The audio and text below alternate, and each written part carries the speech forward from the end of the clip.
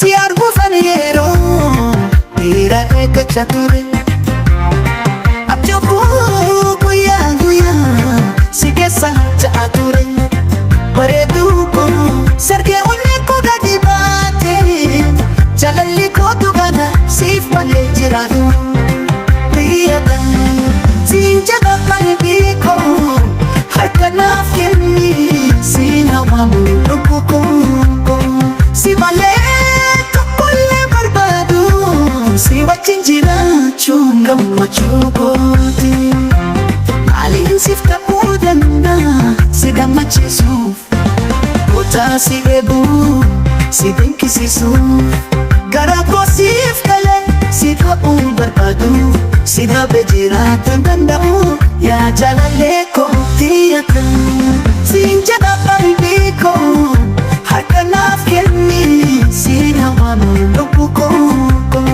Si malee tokkollee barbaadu si wajjin jiraachuun gammachuu kooti.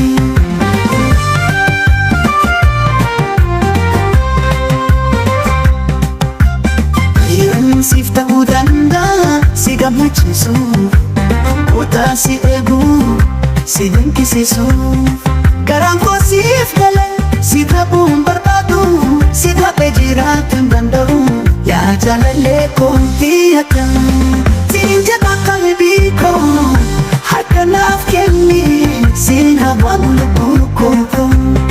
Si malee tokkollee barbaadu si wajjin jiraachuun gammachuu kooti. Yeroon darbe haa darbu amma si dhaabbachuu barbaada. Abjuu koo siin guutamee si dhabuun gaddata.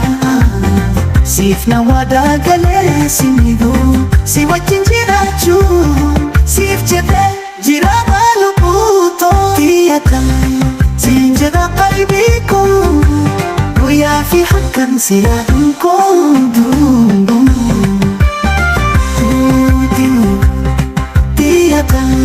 Siif nan jiraata jaalalli koo siif bara baraan si bira jiraata.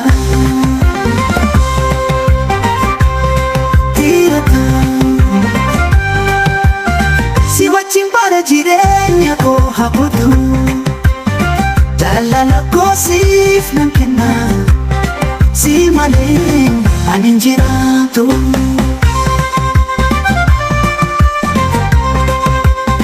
Guyyaa fi halkan si yaaduun koo guyyaa ta'e siif nan jiraata. Jaalalli koo siif bara baraan si bira jiraata.